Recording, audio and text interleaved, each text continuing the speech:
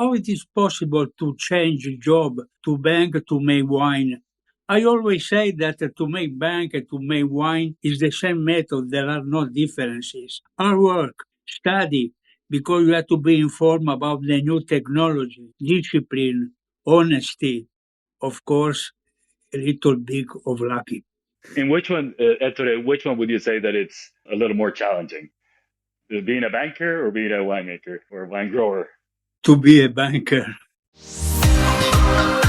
Welcome to this special Clubhouse session of the Italian Wine Podcast. Listen in as members of the Italian wine community engage in fascinating conversations about contemporary wine topics. If you enjoyed the show, please consider donating through ItalianWinePodcast.com. And remember to subscribe and rate the Italian Wine Podcast wherever you get your pods. Hello and welcome to Clubhouse, the Ambassador's Corner. My name is Carla Ravagnolo and today I'm pleased to welcome Alberto Martinez-Interiano and his guests Matteo and Ettore Marenda from Sesta di Sopra. Welcome everybody. Thank you. Thank you. So, presenting today's host, Alberto holds the WSET diploma. He is an Italian wine ambassador, wine educator, writer, and communicator based in Seattle. He teaches WSET and Wine Scholar Guild courses in both Seattle and Portland in Oregon. In addition, he also judges at international wine competitions, and his work has been featured in industry and trade publications such as TV, the Vintner Project, and the Italian Wine Podcast. He's particularly fond of Old Barolo, Brunello, and all things sparkling. So, Alberto, please tell us, how did you discover the wines of Sesta di Sopra, and why did you decide to invite Matteo and Ettore here with us today? Yeah, so I actually discovered the wines of Sesta di Sopra a couple of months ago in November. We were part of the Gita Scolastica in Montalcino as part of the Benvenuto Brunello event. And one of our last visits was a visit to Sesta di Sopra. And I really fell in love with their wines and their story for a couple of reasons.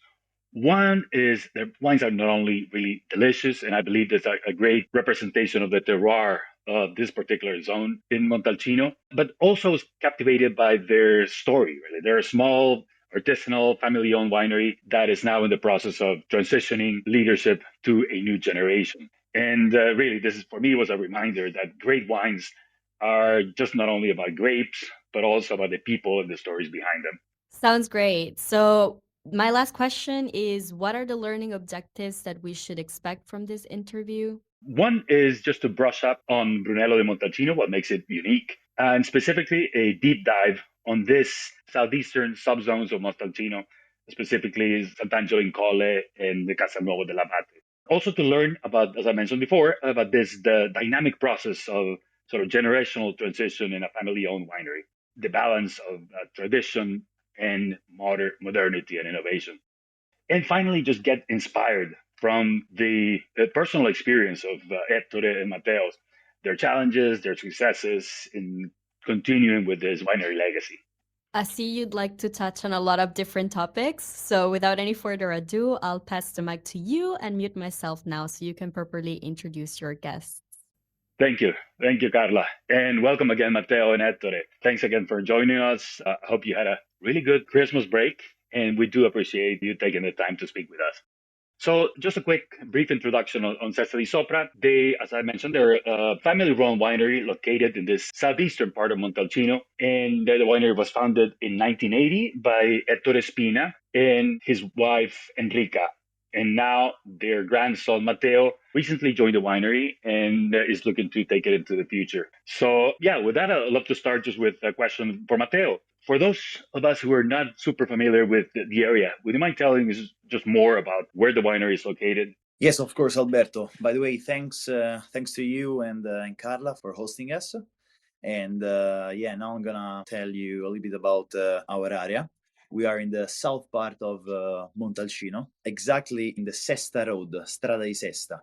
So it's a little white road that goes from Castelnuovo dell'Abate to Sant'Angelo in Colle. And we are in the real south part of Montalcino, so all the exposition is to the south part. And talking about the south part in general, we have a particular microclimate that distinguish our area from the north area.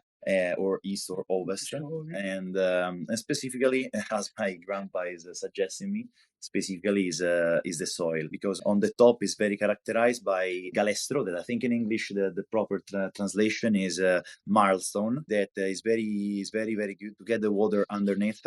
And then we have different layers, and at the bottom of the layer of galestro, there's clay that in some area can maintain the water underneath the plant, and so it is pretty good.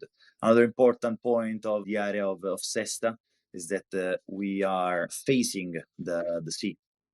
And so we are very influenced by the wind that are coming from the sea, and they are going through the whole Bardoccia and also reaching our vineyards. And this is, let's say, a very brief introduction about the area.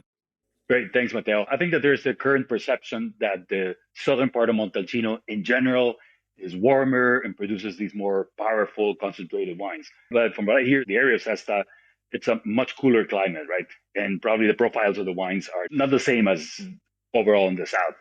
Would you say so? Facing south, of course, you can notice let's say a pattern between all the winery in the south exposition. So yeah, you can feel the warmth in the wine. But what I might say that talking about us, so Sesta di Sopra, we are a little bit more elevated, but something that makes the wine, let's say, a bit cooler is because of this wind that comes from the sea. Mm-hmm. And so there are some temperature excursion that are very good for the Antociani, so the perfumes and all the characteristic of the wine. Great, thanks. Perfect. So now moving on to just a little bit more on your backgrounds. So Ettore, I understand that you are not originally from Montalcino. You formerly were a banker in Torino. We'd love to hear kind of what led you to discover this area, discover the property, and actually come up with the winery. Do you know, I come from another job, and one of my best clients bought many years ago here a winery. He invited me to come here to visit him, and I saw this beautiful place. So I was very glad when on the journal Corriere della Sera appears a news about a wood that was free to buy in Montalcino, in this area Sesta. Sesta, do you know, it is a geographic area. So we come here to see the property. There is a vineyard, just wood. And we bought 40 hectares of wood because we wanted to come here for the holiday, for the weekend. We don't think at that time, 40 years ago, to make wine. But to live here is very expensive to maintain the green, the house. So we decided to make an activity just to balance the expenses. And what do you do in this area? You make wine. One of my best friends, Andrea, who is native in this area, said that our area was very special to plant a vineyard. So we accept his suggestion and make the first vineyard, 1 hectare. But we don't think to go on the market, just to try this activity. But we are very glad to go on the market in 2004 with our first Brunello. And we are very lucky because 95 by Wine Spectator. At that time, our winery and 2 other wineries was at the peak of the rank for James Sapling. Wow. Yeah, that's really inspiring in terms of, I can't believe there must have been a lot of work to take it from really just a wooden area to planting the vineyard and come up with a winery and the wines. So a labor of love, but must have been really rewarding. Yes, so just to add something to what my grandfather said, when they bought the property in 1980, they were not considering to make wine, okay? They were just here for holidays, and then step by step, not only talking about the financial part, because the background of my grandpa is always there, but also the passion started for him, and now nothing can stop him from coming to the vineyard, or neither the age. No, that's amazing.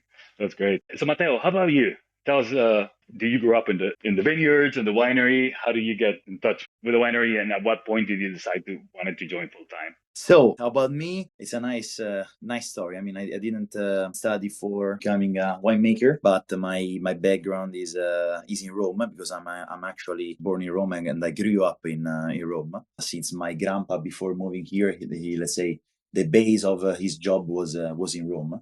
And I studied corporate finance. Actually, I was also starting my career in corporate finance. But I don't know. There was always a part of me that was bounded to Sesta di Sopra and to Montalcino because I've spent several part of my summers around here. So unconsciously working with my grandpa, and step by step, I got very, very bounded to the area, to the job, and to the passion. So I decided to come and help them because there's not only my grandpa, there's here near me, but there's also my grandma. They are still in very, very good shape, but they need some help. And so I decided to change the direction of my career, and I wanted to come here, help them, and grow the passion about wine and try to learn from their experience, past experience, and whatever they are transferring me, not only the knowledge, but also, the value that drove Sesta di Sopra where we are right now. And yeah, I decided to come here. Great. And is there an area that you're specializing in, or are you doing just a little bit of everything in the winery? Since we are a very small winery, I'm doing everything. So from the commercial part to the winemaking process. Commercial part, my grandpa is a genius. I've learned a lot of things from him, especially talking about storytelling. I mean, it's some knowledge that is impossible to write, but it's a real treasury to learn. Absolutely. Well, that's great.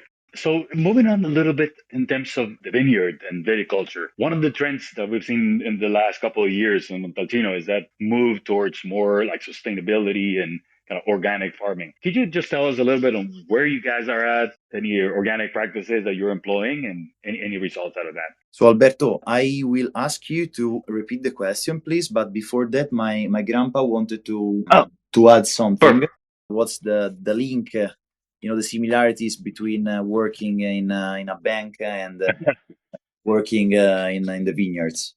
Many wine lovers who come here to taste our wine, they know that in my first life I worked in a bank. He said, "Oh, it is possible to change job to bank to make wine." I always say that to make bank and to make wine is the same method. There are no differences. Hard work, study, because you have to be informed about the new technology, discipline, honesty, of course, a little bit of lucky. In which one, Ettore, which one would you say that it's a little more challenging? Being a banker or being a winemaker or a wine grower? To be a banker. Wow, yeah. Different challenges, but a lot of the same skill sets and the same qualities that's needed for that. No, that's great to hear, Ettore. Thank you. Thanks for sharing that. So Matteo, yes, I was asking in terms of the organic practices. What are you guys doing? And you see that, is there a trend that more and more wineries in Montalcino are adopting? I'm just gonna tell you from my experience. Okay, organic has become a new trend. Obviously, it's sometimes it's very difficult to say when a winery is organic or not, and sometimes it's pretty difficult to be organic. But the philosophy about Sesta di Sopra and what my grandparents have told me is that with the nature we must be organic because we want to respect the terroir and the future generation, obviously, and all the people that will come into our lands. And then it's pretty difficult to say about the trend in general. I know that some winery, by their strategic point of view, they are leaving the organic because sometimes, especially in the past years, is a bit difficult. But we stick with our philosophy. Yeah. And in the past few years, what have been some of the biggest challenges you guys in the vineyard, and anything that you've done differently to overcome them? So the past few years were very, very challenging. I have to admit that there is a climate change in terms of not only the warmth, but sudden changes of temperature. Okay, For example, 4 years ago, 3 years ago, talking about the harvest. So 4 harvests ago and 3 harvests ago, it was very, very hot, okay? And with high peak. The past 2 harvests actually were a bit, talking about Montalcino, they were a bit cooler with a lot of rain, but a lot of rain. And it is where the organic part suffers a little bit.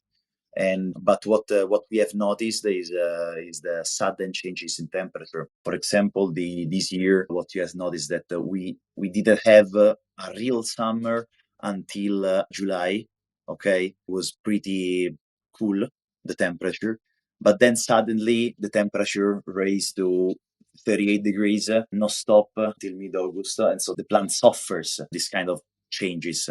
Okay, what we try always is to try to control the plant. Okay, for example, with something that for sure we have noticed that there were a lot of changes in cultivation of the plant, especially in warmth season.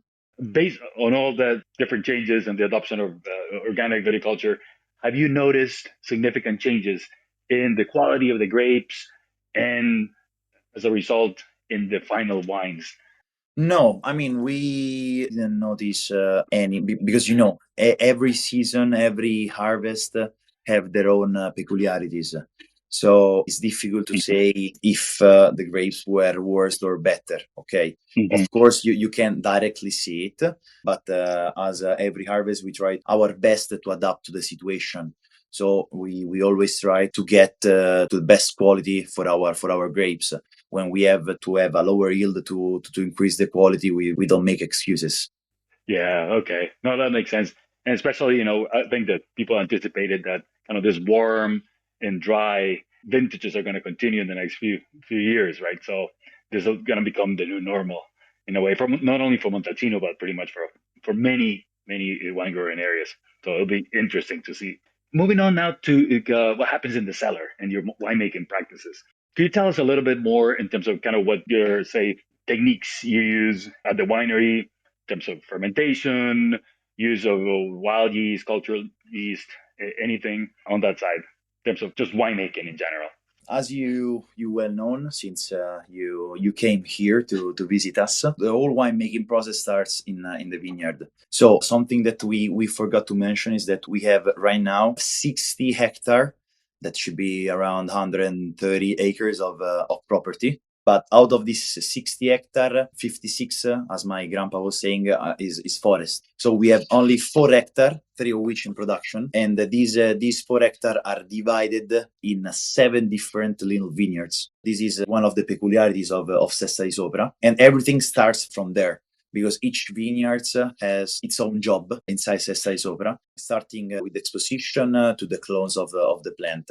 They are all Sangiovese, and but also the age of the plant influences a lot. We have some youngest vineyard from which we make the IGT, some 20 years old plant from which we make the Rosso, and our oldest plant that we make the Brunello until arriving the first one planted in 1982, from which we make the Brunello Magistra. After making this brief introduction before starting the winemaking process, we make all the fermentation inside the stainless steel, and we separate each single vineyard, also to check, for example, if the new vineyards got us a better product that we can use differently, obviously. That's a very, very nice thing to do because your day changes and they changes a lot. So after the fermentation, so alcoholic and malolactic fermentation is made in the stainless steel. We make the IGT, that's our, let's say, basic wine. And as I was telling you, it's coming from our youngest vineyards. And the IGT stays inside the stainless steel for 6 months more, is bottled, and then it goes to the market. While our Rosso di Montalcino ages for 1 year inside the French oak barrique and 6 months more inside the bottle. So it's called like a late release Rosso di Montalcino. Talking about our Brunello and Brunello Magistra, we have decided to use a larger barrel. Because of the quantity, we use different capacity barrel, Slavonian oak. For the Brunello, we use a 30 hectoliter Slavonian oak, while for the Magistra, a 10 hectoliter Slavonian oak. The Brunello ages for our winery for 3 years inside the Slavonian oak and 1 year more inside the bottle. We have decided to put the Rosso inside a barrique and the Brunello in the larger barrel. The barrique is French oak and are not, let's say, of first use. We used the barrique for several years. What we focus on, especially on the Rosso, also on the Brunello, but with barrique is easier to make the batonnage. The batonnage for the barrique is more frequent, and in fact we aim with our Rosso to have a little bit more of complexity inside it. And then the 6 months for the Rosso in the bottle and the 1 year more in the bottle for the Brunello for us is fundamental because as you well know, the wine needs to stabilize inside the bottle, and for us these are the least period that our wine must stay inside the bottles. I hope to have answer your question. Oh no, yeah, absolutely, and it's really interesting to see that you guys the approach that you have in terms of barrel aging, right? You carefully select which type of not only the size of the barrel but also the age that goes for the Rosso and for the Brunello and also for the Magistra. Yeah, that must take especially combining that with the 70 vineyards to manage. That must be a lot of attention to detail. That for sure. I think a lot of the banking background must be coming handy. One question that I forgot to ask in terms of going back to the vineyard, I understand that the Brunello Magistra, that vineyard is planted with the BBS 11 clone, right, which is the same used by Biondi Santi. Tell us what led to that decision and what are you guys looking for in terms of the final wine? As you well know, there are more than 100 clones for the Sangiovese. And when my grandpa decided to plant the vineyard, there were fewer producers in the area of Montalcino in the period. And he thought that the BBS 11 clone was the most proper one to use to plant the vineyard. Actually, our first vineyard, the Magistra, as you were well saying, because it, in our opinion, because then every producer have their own idea about the wine. That's what makes the wine so different, luckily. But in the idea of my grandpa, and I think I got his idea, the BBS 11 clone is the perfect one to make the Brunello in terms of organoleptic characteristic to the longevity of the wine. That is one of the also main characteristic for the Brunello. Okay, and that's 100% of the Magistra vineyard, right? It's planted with BBS 11, but some of that also goes to the Brunello, the basic Brunello, correct? Exactly. So in terms of kind of, this might be a sort of personal question. Everybody has sort of favorite vintages, and we talk about great vintages, good, okay vintages, so in Montalcino. What would you say that is yours and Ettore is one? And I don't know if there is any particular reason why. Okay, I will leave the word to my grandpa. He will answer to you in a more philosophical way, let's say. So many people who come here to taste our wine, usually they ask me which is my best vintage. I always say the next. That's good. And any one or any particular year that was either memorable or something that you prefer, just personally from how the wines came up? Of course, my answer is a joke, but there are differences between one year to another. But the people who like the Brunello want to know every vintage. Because if we go on the market, it's the best that is possible to have in this year, in this area. So it is very hard to say which is, in my opinion, the best vintage. Usually, every vintage have its history, and remember us what we did to obtain this quality. Of course, we had help in our activity by a young enologist and agronomist, because no one can make the wine by yourself. Because otherwise, if you make the wine without to be advised, a confront with a professional, probably you are in the wrong way. The best way is to have enologist, agronomist, to confront with them and to decide together what we have to do to obtain the best quality. And in addition to that, I will answer more precisely to your question, more or less. If you're asking me this question, I would say 2014. Not because it was considered the best vintage, because it was not a good vintage talking about weather-wise. But it was my first vintage that I completely understood, and so for me has this emotional point of view, the 2014. And even if it's considered a weak vintage, I really, really, really, really, really love it. Oh, wow. That's good. And you must have been like still in high school or something, right? Pretty young in 2014. Yeah. But I mean, when the wine is released, it was 2019. So You were ready. Okay. Good. So that leads me to the kind of the topic of vintage and the process of assessing vintages in Montalcino. So the consortium has been moving really fast with many innovations. One of them was this past year, or well, for 2020 vintage, kind of this new method, new approach of assessing the vintages, moving away from the 3, 4, 5-star system into more of a qualitative one. Any thoughts from you guys in terms of how you see that overall for the appellation? So yeah, the Brunello di Montalcino appellation is moving really fast, and I really like it. This year was presented Brunello Forma, this new way of assessing the vintages that, in my opinion, was really well explained. And I hope the consortium will release the presentation, because it's a very nice paper to learn from. It's good to know all the data, so not assessing only the stars without having any background. So this year for the 2020, the stars were given from a set of data from the past years, talking about the climate, the diverse area inside of Montalcino, because Montalcino is small, but with a lot of varieties inside the area. And so they took all this data and put together to give some stars. And in my opinion, was really well done. Not only because it gives the stars, okay, but also because it helps the final consumer, the final wine critic, to better understand the whole situation in Montalcino. Yeah, and I think the fact that it brought both kind of quantitative data, I think there was some analysis of the season, the growing season, the kind of meteorological and temperature analysis, as well as tastings from many people inside and outside of Montalcino, right? So that combination should give either consumers or people in the trade a little more information about what to expect. Another kind of topic that I wanted to check is in terms of the subzoning. So we spoke a lot about Sesta and really Cru and this specific area in Montalcino that makes some very sort of distinct profile in the wines.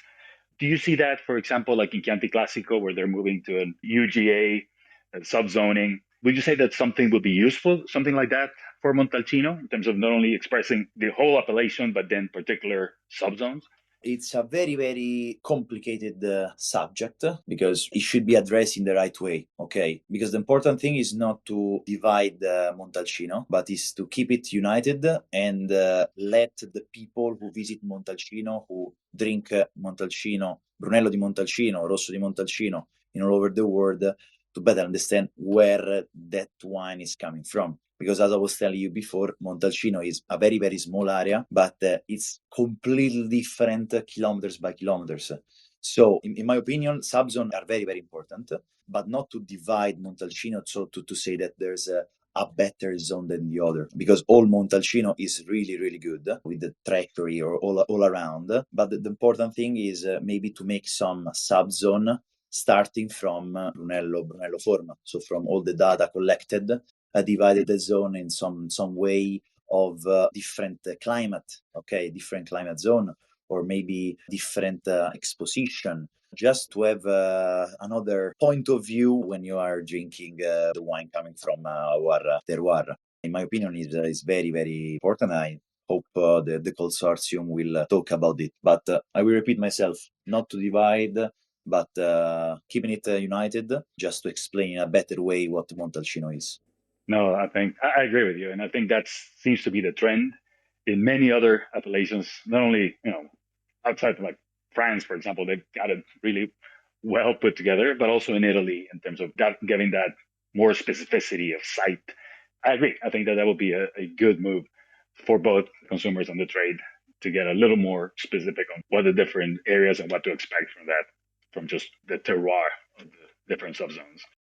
So I'd like to touch base on a couple of points moving on to kind of this generational transition that it's happening. So I imagine, Matteo, that the first kind of couple of years for you has been just a lot of absorbing and learning from your grandpa and just getting really soaked into the philosophy of the winery. But also, I imagine that you're bringing or you're thinking of some new ideas that it's kind of what's happening in the world. How would you say that that's, and maybe that's a question for both of you, that sort of balance between tradition and then some innovation and modernity? And how are you guys handle it on a personal side?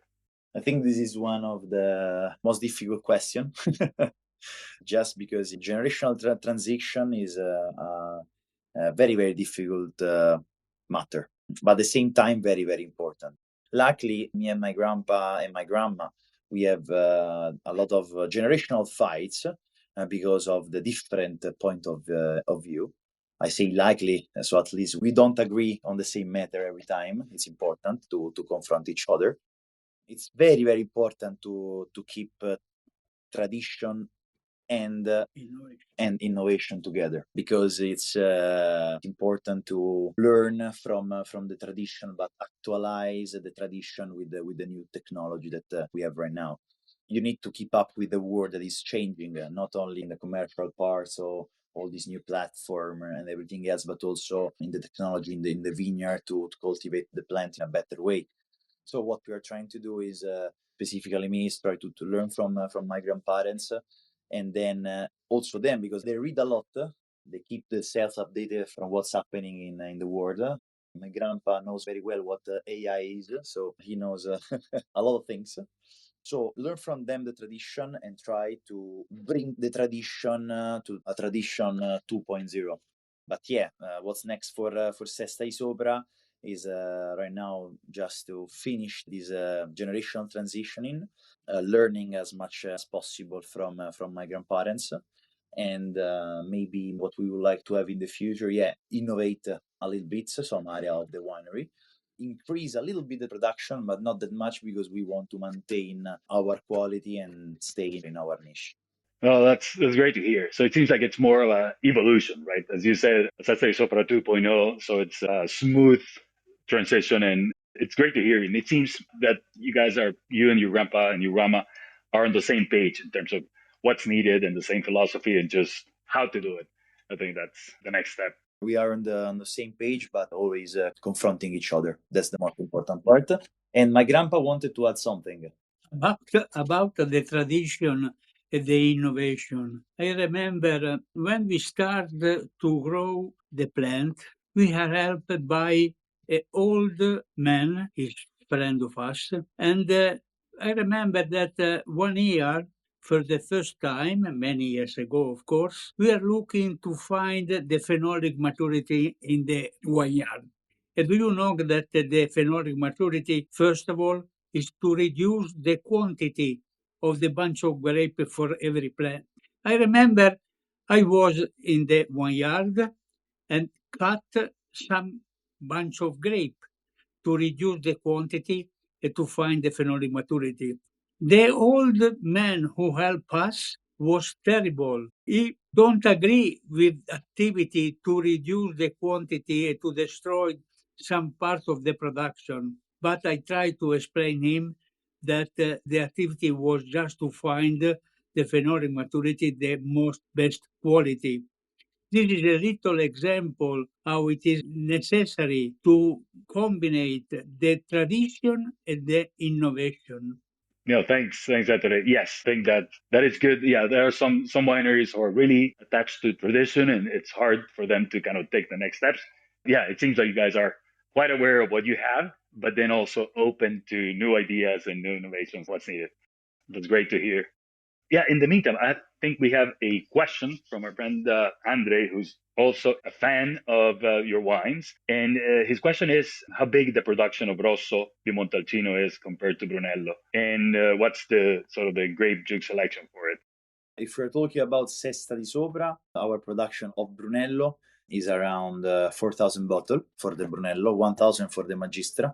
And right now we make 6,000 to 8,000 bottles of Rosso di Montalcino every year.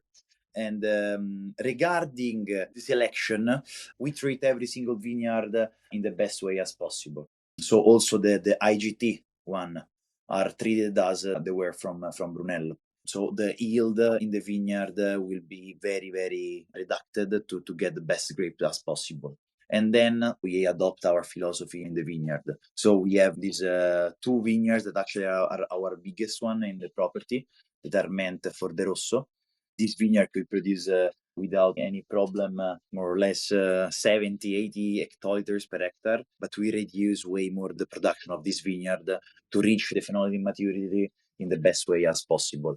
And we do the same with the IGT and with the Brunello. What changes the most is from Rosso and the Brunello is the clone and the age. Just an example, talking about the Magistra and the Rosso, the Magistra is a 42, almost 43 years old plant, while the Rosso is a 20, 22 years old plant. You can feel the differences. Yeah. I hope to have answered the question. I think you did, yes. Yeah, and it's good to see, especially Rosso. It seems like there's a category that is taking more recognition, right, recently. So you guys are treating it almost with the same care as the other, as the Brunelli and in the single vineyard. So great. Moving on to now branding. And one of the things that was quite noticeable and I caught my eye was the fact that your labels have this really cool logo. It seems like to be an Etruscan symbol, right? And there's a story behind it. Would you mind just telling what that is and how did that came about? Yeah, of course. Also there, my grandparents, because when they decided to put this symbol on the label, I was not born, I think. They wanted also, in this case, to keep the tradition of the area.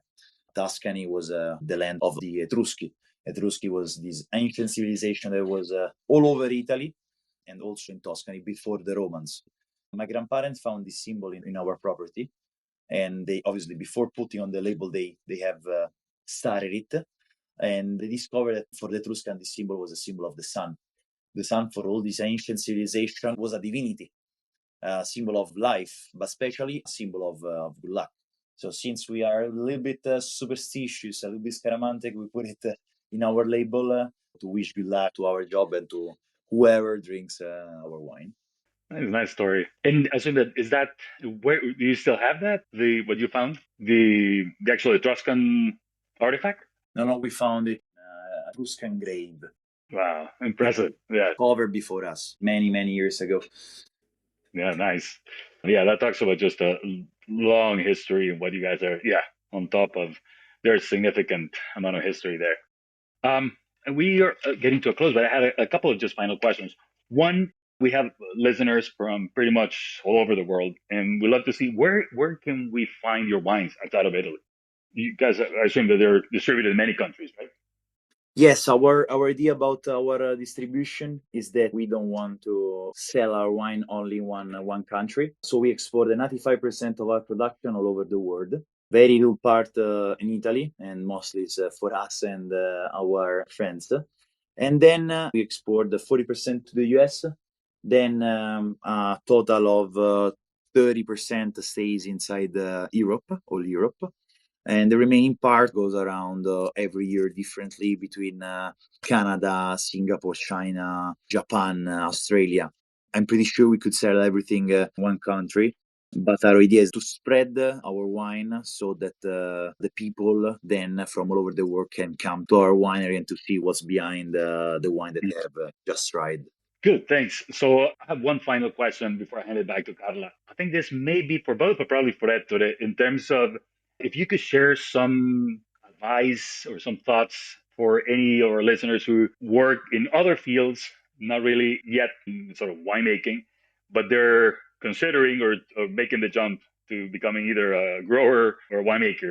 Any sort of thoughts, advice, on what to look for and what to do and not to do? I believe that people who want to introduce themselves in this activity, they have discovered before if they have attitude for this activity. Otherwise, it's the simple way for everyone to make this activity because it is necessary to put themselves in the nature and discover what we are inside of everyone. We are born to be in the nature. So to discover if they have the attitude to be able to dedicate a lot of time of this time in the activity, be honest, and also a little, as I said before, a little luck. Great. Thanks. Thank you again. Really great words. Appreciate that, taking the time. Thank you, Ettore. Thanks, Matteo. This has been very informational, very inspiring. We could continue for a lot longer, but I think we're at time. But yeah, I think that pass it on to Carla for any final thoughts. I really appreciate it. Thank you. Yes, I really wanted to thank Ettore for his advice. I really want to thank everybody. It's been incredible. It's been extremely interesting and insightful. And I think this is actually a wrap because we're running out of time. So thank you, everybody, for joining us today. Have a good one. Grazie mille, grazie a voi, thank you. Thank you so much for to be with us and allow us to share with you our experience. Bye-bye. Good luck. Our pleasure, for real. It's a wrap. Grazie Thank mille a you. tutti. Thank you. Bye, everyone. Listen to the Italian Wine Podcast wherever you get your podcasts. We're on SoundCloud, Apple Podcasts, Spotify, Himalaya FM, and more. Don't forget to subscribe and rate the show. If you enjoy listening, please consider donating through italianwinepodcast.com. Any amount helps cover equipment, production, and publication costs. Until next time, cin cin.